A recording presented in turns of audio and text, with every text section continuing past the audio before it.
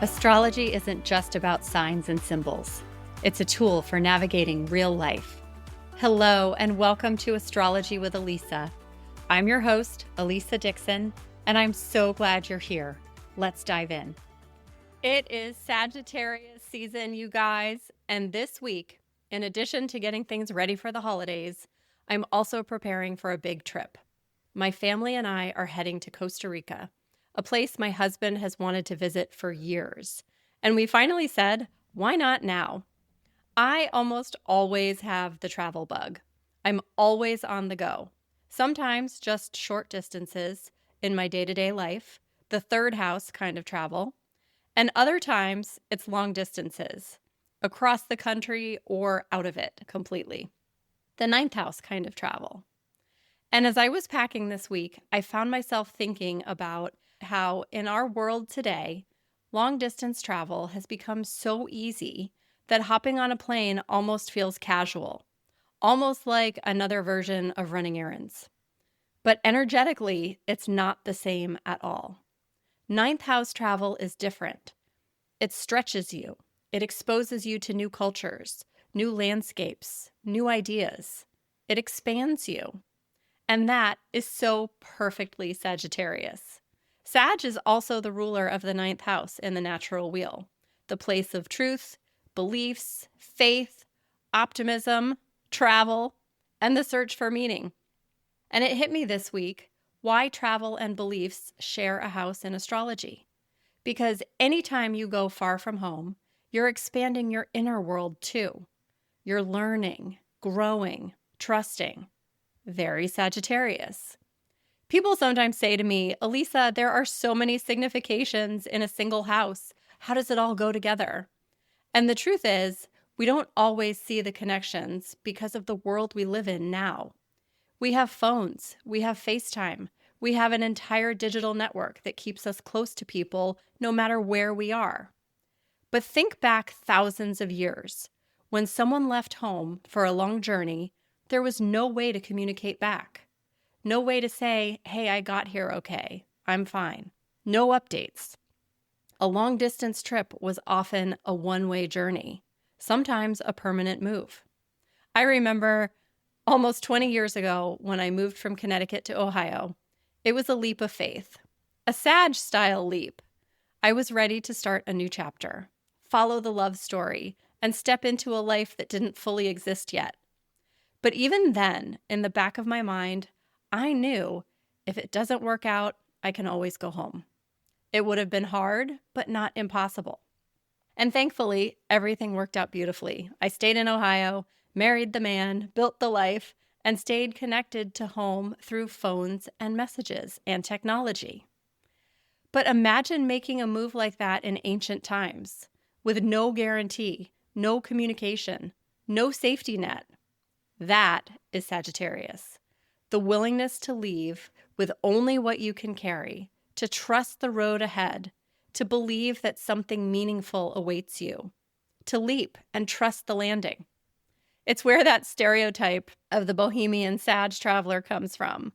The long hair, the backpack, the open road spirit, the stories around a campfire. Now, not every Sagittarius or Sag rising fits that exact archetype, but the spirit of it is real. There's a natural optimism there, a sense of adventure, a belief that life is happening for them, not to them. And historically, the people who took these long, uncertain journeys were often chasing something, a better life, a deeper truth, which brings us back to the Gemini Sagittarius axis. Last week, we talked all about Gemini, the sign of communication, connection, curiosity. Gemini rules the details, the local environment, the conversations that weave our daily life together. Sagittarius is the opposite. Gemini brings us close, Sag pulls us far away. Gemini connects us to the familiar. Sag invites us to disconnect, to expand our world through travel, learning, and experience. Gemini is the third house, early education, the beliefs we are taught or inherit.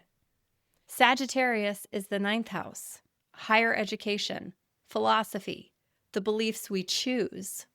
Sag asks, does what you were taught still feel true for you?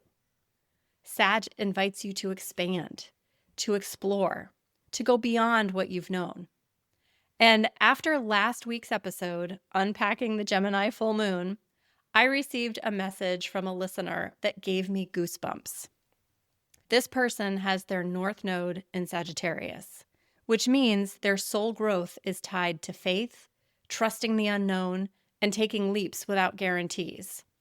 And recently, they were facing an impossible situation with their beloved dog, a painful crossroads that was heavy and heartbreaking.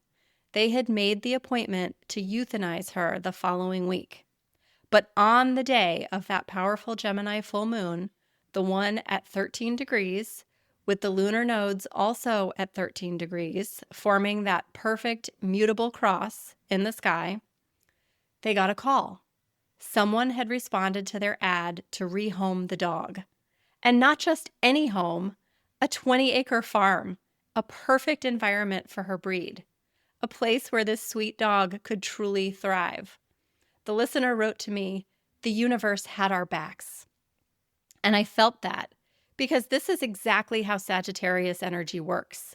The leap, the uncertainty, the moment where you say, I don't know how this will turn out, but I trust the path forward. And here's the part that really struck me about this listener's message. Their North Node in Sagittarius is at 14 degrees. Which means their South Node in Gemini is also at 14 degrees, only 1 degree away from this full moon. And it wasn't just the full moon activating their North and South nodes. The transiting Virgo Pisces lunar nodes in the sky today were also squaring this person's natal nodes, creating a major crossroads moment, a moment the full moon helped illuminate so clearly. So this wasn't just a full moon story. It was a nodal activation, directly lighting up their soul path.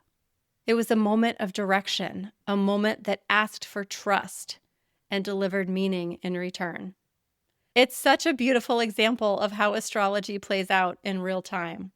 So thank you to this listener for sharing this story, and I'm so grateful it had such a happy ending for this pup.